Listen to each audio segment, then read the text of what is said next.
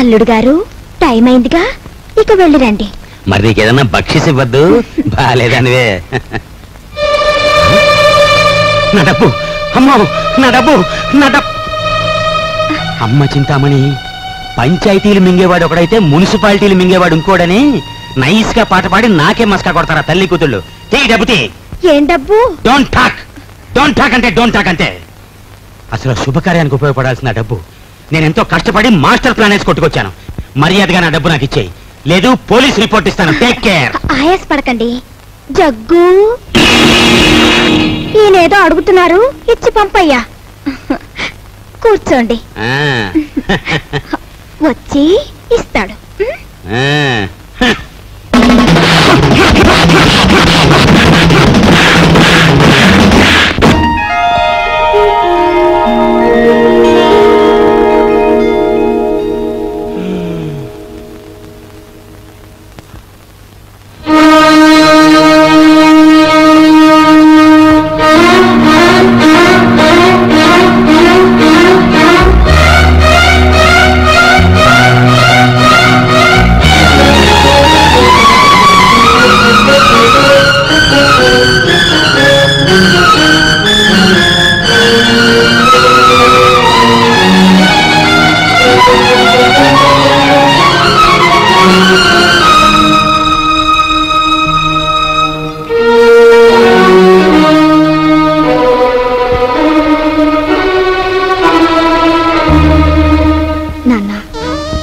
బరువు నీ మీదకు తీసుకురావద్దని, ఈ పెళ్లి ఒప్పుకోవద్దని అన్నయ్య నాకు మరీ మరీ చెప్పాడు.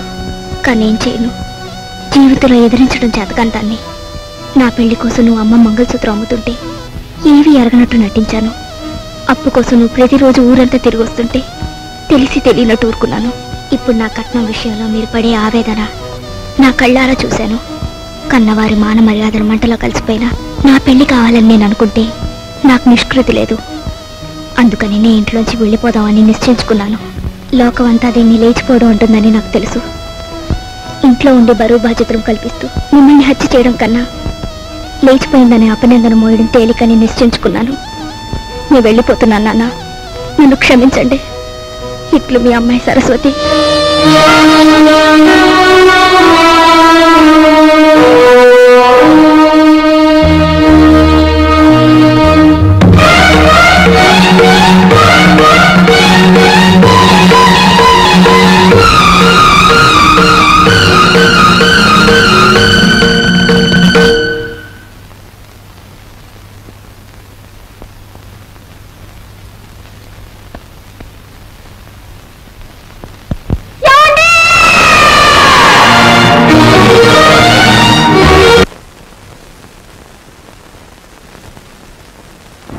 ఓం సుముఖాదరవః ఓం ఏకదంతాదరవః ఓం కపిలాదరవః ఓం గతకర్ణకాదరవః ఓం లంబోదరాదరవః ఓం వికటాదరవః ఓం విఘ్నరాజాదరవః ఓం ధూమకేతవే నమః ఓం గణాధ్యక్షాదరవః ఓం బాలచంద్రాదరవః ఓం శూర్పగంధాదరవః ఓం హేరంబాదరవః ఓం స్కందపూర్వదాదరవః ఓం మహాగణపతయే నమః.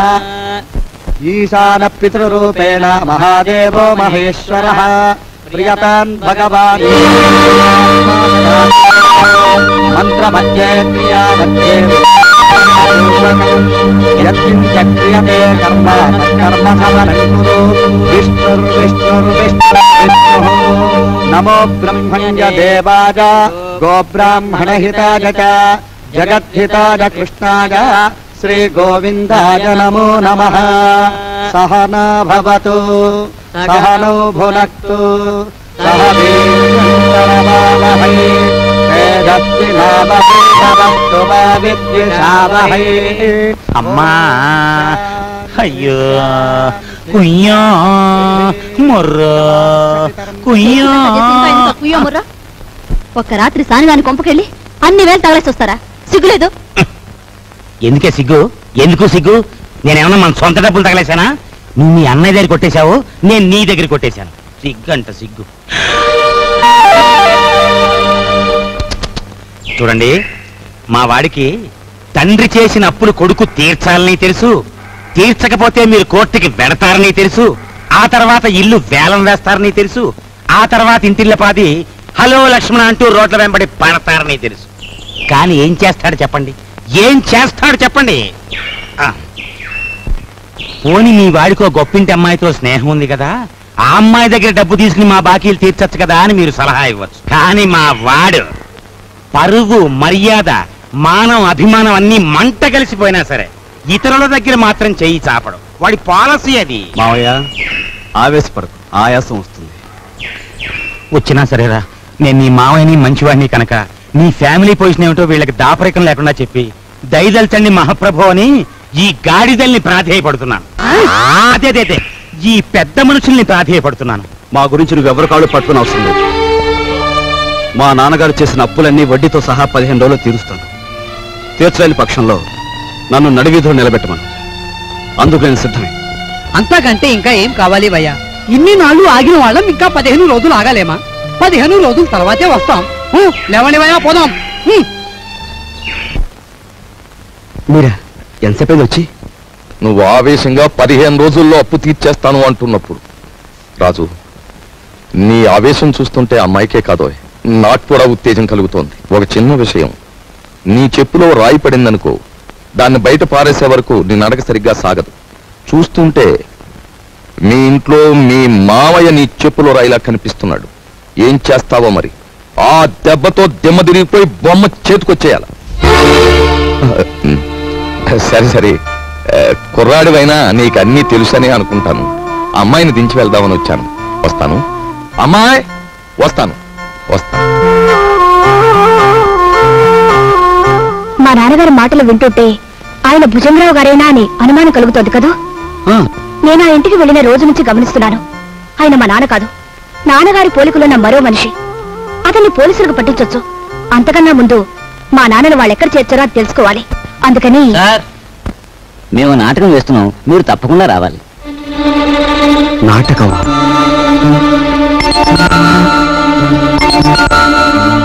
మీరెందుకు వచ్చారు? ఎవరు రమ్మన్నారు? నా జ్ఞాపక శక్తినే పరీక్ష చేస్తున్నారా? అసలు మీ గుండెకి ఆపరేషన్ చేయాల్సింది ఈ వేళేనని ముహూర్తం పెట్టిన పంతుల్ని నేనే కదా, డాక్టర్ని నేనే కదా. తప్పదు, రావాలి. కమాన్. తప్పదా? తప్పదు. వాడి ఆస్తి ఐశ్వర్యం గురించి తెలుసుకున్నాం గాని వాడి జబ్బుల గురించి తెలుసుకోలేదు. కొంపములు కిందరా దేవుడో. నిన్ను బంధించడం వల్ల నీ ఫ్యామిలీకి, నీ ఆఫీస్కి నా సొంత సొమ్ము మదుపు పెట్టి ఇదిగో చూడు, ప్లాట్ఫామ్ మీద అడుక్కునే వాళ్ళ అయిపోయాను. పోనీ ఓ పని చేస్తావేటి? చూడు, ఇదిగో ఈ ప్యాలెస్, ఈ డెన్ ఓ 10,000 కొనేసుకో. నా చెల్లెలు పెళ్లి చేసుకుంటా. నేను కొన్ను. ఒప్పుకోవయ్యా బాబు. నేను కొనను. ఓరు రే, ఆయన కట్టుకుని కలిసారా?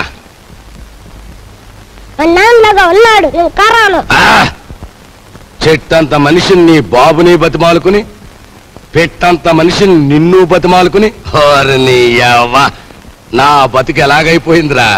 నేను మోయటం ఎందుకురా?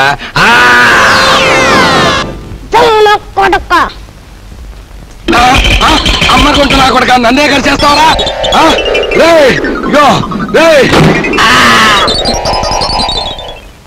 గురువా, గురువా, నువ్వు వచ్చేసేవేట్రా? హాయ్ బాబాయ్, ఆఫీసర్ గారికి గుండె జబ్బు ఉందంటే మనకు తెలదు. నీ గుండె జబ్బు ఉంది, ఇవాళ నీకు ఆపరేషన్ చేయాలా, వస్తావా సత్తావా అని కూర్చున్నాడు డాక్టర్. హలో ఏళ్ళు చూపెట్టేసి పరిగెత్తుకొచ్చేసాను. ఏదో వత్తొత్తు కొడక, నువ్వేదో లక్షలు తెస్తావని నా సొమ్మంతా నీకు మదుపు పెడితే అక్కడి నుంచి పారిపోయి వస్తావా? వచ్చింది చాలక ఘనకార్యం చేసినట్టు కులుకుతున్నావా?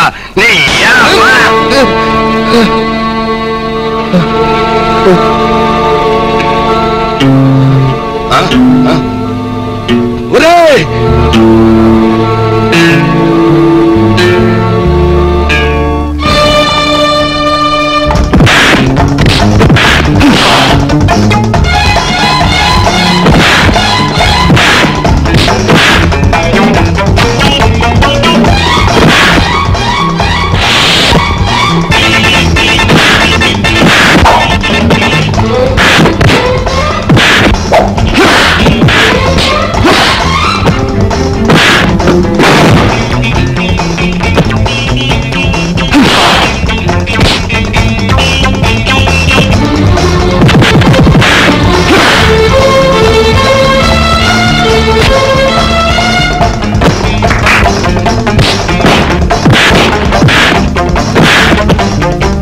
మా గురు ఎందుకు వచ్చిన ఫైటింగులు గురు మనకి ఈ దోపిడీలు దొంగతనాలు మనకి అచ్చిరావు గానీ అలో ఆ మనిషి గుండు జబ్బంట పాపం కట్లెప్పు తీసేస్తే ప్రాణాన్ని కాపాడిన పుణ్యమైన దక్కుద్రా తీసేద్దాం మరి నా చెల్లెలి పెళ్ళి చేసేద్దాం రా అయ్యా తమరు మమ్మల్ని అర్జెంటుగా క్షమించేసి వెంటనే హాస్పిటల్కి వెళ్ళి గుండె ఆపరేషన్ చేయించుకోకపోతే ప్రాణాలు పోతాయి నాకే జబ్బు లేదయ్యా ఐఎమ్ ఆల్ రైట్ బాబు మీ డబ్బు అప్పన్నంగా కాజేద్దామని మిమ్మల్ని బంధించాం గాని మీ ప్రాణాలు తీయడానికి మేము కషాయోళం కాదు బాబు మాకు పిల్ల పాప ఉన్నారు వృత్తిరీత్యా మీరెవరైనప్పటికీ మీలో గొప్ప మానవత్వాన్ని చూస్తున్నాను